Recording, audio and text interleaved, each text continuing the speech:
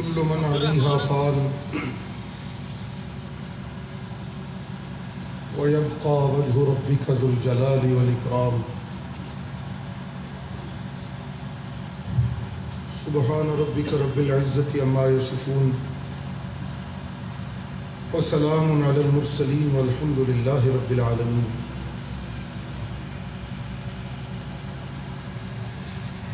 میں حیرت و حسرت کا مارا خاموش کھڑا ہوں ساحل پر.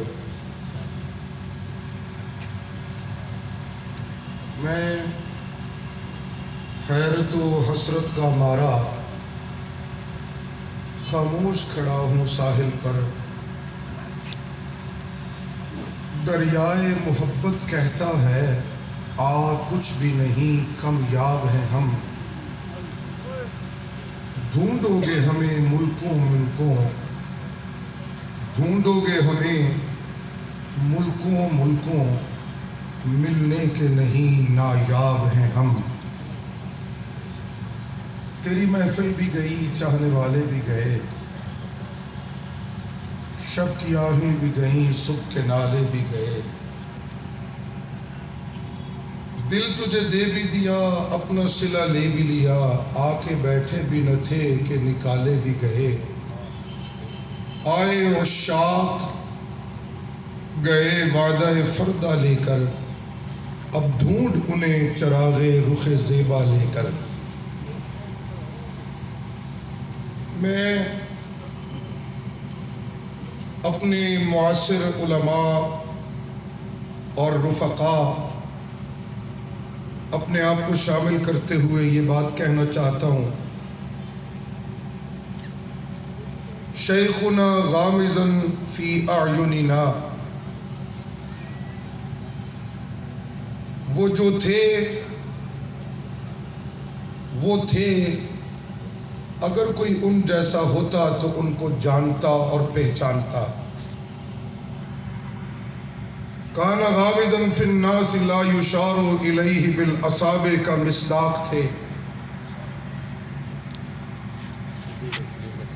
بیٹے انہیں باپ سمجھتے رہے،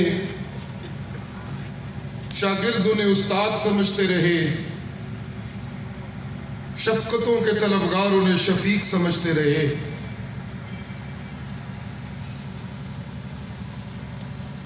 وہ کچھ اور ہی تھے جو وہ کسی کو بتانا پسند نہیں کرتے تھے.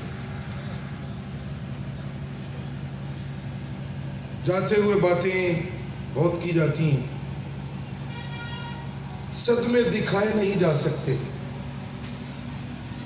تکلیفیں باتوں میں بیان نہیں کی جا سکتی.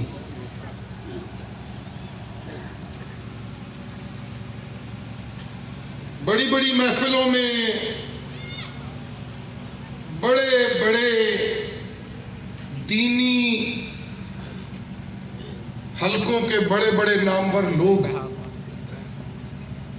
خدمات دینیہ کی بنیاد پہ بڑے شہرتوں کے حامل ہوتے ہیں. میں یہ سمجھتا ہوں کہ استاد جی اعلانیہ اہل علم کے حلقے میں بھی اپنی معزز علمی شہرت کے حامل تھے، اور ان کا اپنے اللہ سے تعلق بھی ان ایمان والوں میں تھا جن کے متعلق قرآن یہ کہتا ہے تتجافى جنوبهم عن المضاجع يدعون ربهم خوفا وطمعا. سرکار دو عالم صلی اللہ علیہ وآلہ وسلم کا فرمان گرامی ہے، آپ نے فرمایا اثبت اولیائی عندی لمؤمن خفیف الحاظ ذو حظ من الصلاة احسن عبادت ربه وأطاعه في السر وكان غامضا في الناس لا يشار إليه بالأصابع ثم نقد بيده فقال عجلت منيته وقلت بواكيه وقلت راسه او کما قال النبی صلی اللہ علیہ وآلہ وسلم. میں سمجھتا ہوں ہمارے شیخ خفیف الحاظ تھے. انہوں نے وسائل دنیا کی کثرت سے اپنے بوجھ بڑھائے نہیں تھے. ان کا کوئی فیکٹری کی شکل میں بوجھ نہیں تھا. ان کا کسی کارخانے کے ملک کی شکل میں بوجھ نہیں تھا. ان کا کسی بڑے چلتے پھرتے کاروبار کی شکل میں کوئی بوجھ نہیں تھا. ان کی کاندھوں پہ کوئی بوجھ نہیں تھا جس بوجھ نے انہیں عبادت کی مستی سے غافل کیا ہو. احسن عبادت ربی ہی. ان کی کمر وسائل دنیا کے بوجھ سے بڑی ہلکی تھی. اس لیے میرے شیخ کی زندگی میں رب کی بندگی سراپا حسن تھی. سبحان اللہ سبحان اللہ سبحان اللہ. وہ سراپا حسن عبادت والے تھے. کبھی کبھی ان کا حسن اہل نظر کو نظر آتا تھا جسے وہ صوفیاء عمل تشویق سے تعبیر کرتے ہیں. کبھی کبھی وہ اپنے اس بندگی خدا کے حسن کو نمایاں بھی کرتے نظر آئے. لیکن سرکار دو عالم نے فرمایا اطاعہ فی السر. میرا وہ دوست جس کی دوستی پہ میں محمد رشک کرتا ہوں اس کی اپنے رب کی بندگیوں کا معاملہ خفیہ بھی اتنا اعلیٰ ہوتا ہے کہ اس کی کوئی نظیر نہیں پیش کی جا سکتی ہوتی. وہ خفیہ بھی اپنے رب کی یادوں میں ہوتا ہے. لوگ انہیں استاد کہتے رہتے ہیں. لوگ انہیں شیخ الحدیث کہتے رہتے ہیں. لوگ انہیں شیخنا اور مربی کہتے رہتے ہیں. غم بانٹنے والا کہتے رہتے ہیں. باپ چچا تایا ماموں وغیرہ وغیرہ رشتوں سے جانتے رہتے ہیں. لیکن کان غامضا فی الناس لا یشار الیہ بالاصابع. وہ اپنی حقیقتوں میں لوگوں کو ناس میں نظر نہیں آتے, ان جیسوں کو نظر آتے ہیں. ناس انہیں نہیں پہچانتے, ان جیسے انہیں پہچانتے ہوتے ہیں. اور پھر آپ نے اپنے ہاتھ کو بلند فرمایا. میں چند دن پہلے ہاسپٹل میں حضرت علیل تھے. میں آپ کی خدمت میں حاضر ہوا, اجازت طلب کی, مجھے اجازت ملی. میں قریب گیا تو مجھے فرمانے لگے شفاء اللہ پتر میرے بچیاں نو دس دے, گجرات شاہ جی نو دس دے, میں اپنے رب کول جان دی تیاری کر کے بیٹھا ہویا وا. اور میں نے یہ جملے پڑھ لیے ہیں اللہم انی اعوذ بک من سکرات الموت و غمرات الموت. میں پوری تیاری میں بیٹھا ہوں.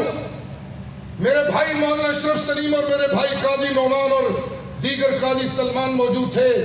میں نے حضرت کی پیشانی کو چوما اور میں نے کہا آج میں نے اپنی آنکھوں سے دیکھ لیا ہے قرآن جن نفوس کو کہتا ہے یا ایھا النفس المطمئنہ ارجعی الی ربک راضیۃ مرضیہ. سبحان اللہ. اتنی تیاری ہے, اتنی تیاری ہے, اتنا رب کی ملاقات کا شوق ہے.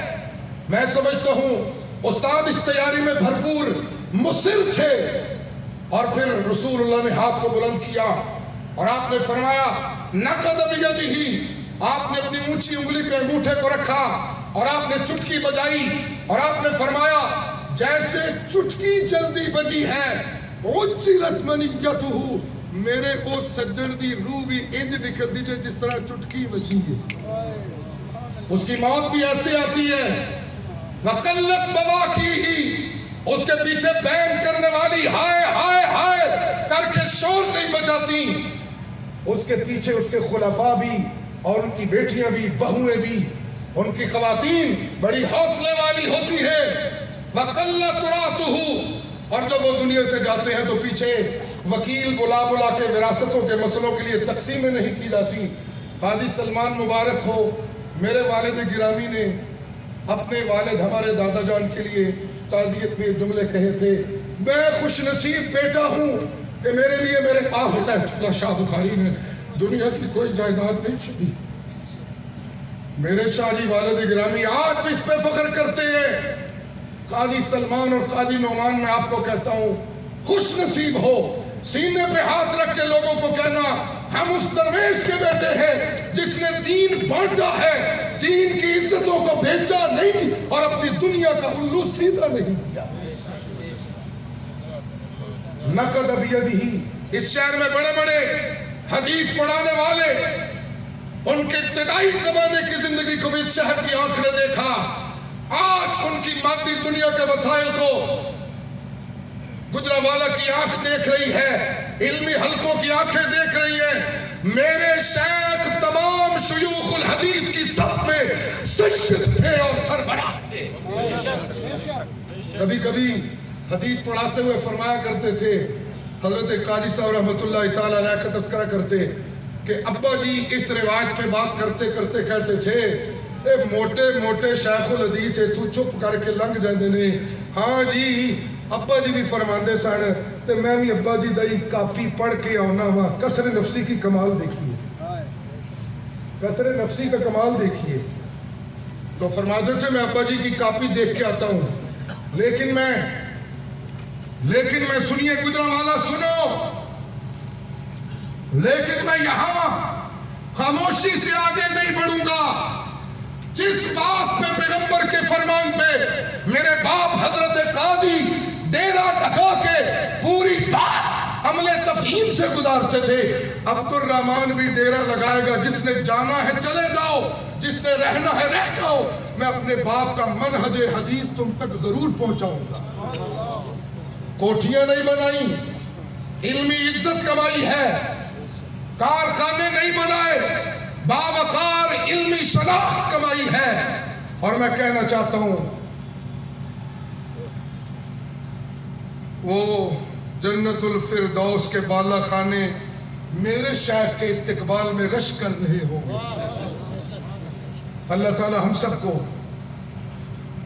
ایک بات آج کہنا چاہتا ہوں, ہم یہ جو پیچھے رہ جانے والے لوگ ہیں اپنے حق میں کی گئی دعاؤں میں بڑا موت کے موقع پہ کمی کا اظہار کرتے ہیں. دعاواں دا بوا بند ہو گیا. دعائیں کرنے والے زندگی میں بھی بہت دعائیں کرتے ہیں, لگتی خوش نصیبوں کو ہے. دعائیں کرنے والوں کی دعاؤں میں کمی نہیں ہوتی, دعاؤں کا مستحق بنانا ہوتا ہے. میں اپنے رفقاء معاصر علماء کو کہوں گا اپنے شیخ کے مزاج کے مطابق اشاعت التوحید و سنت سے اپنا رشتہ پہ وقت کریے, اور مشائخ جمعیت اشاعت التوحید و سنت کے لیے جو محبتیں آپ کے شیخ کے دل میں تھی, اگر آپ نے ان محبتوں کو قائم رکھا تو میرے شیخ کے جانے کے بعد دعاؤں کا اثر ختم نہیں ہوگا, کئی نسلوں تک توحیدیوں کے کام آتا رہے گا.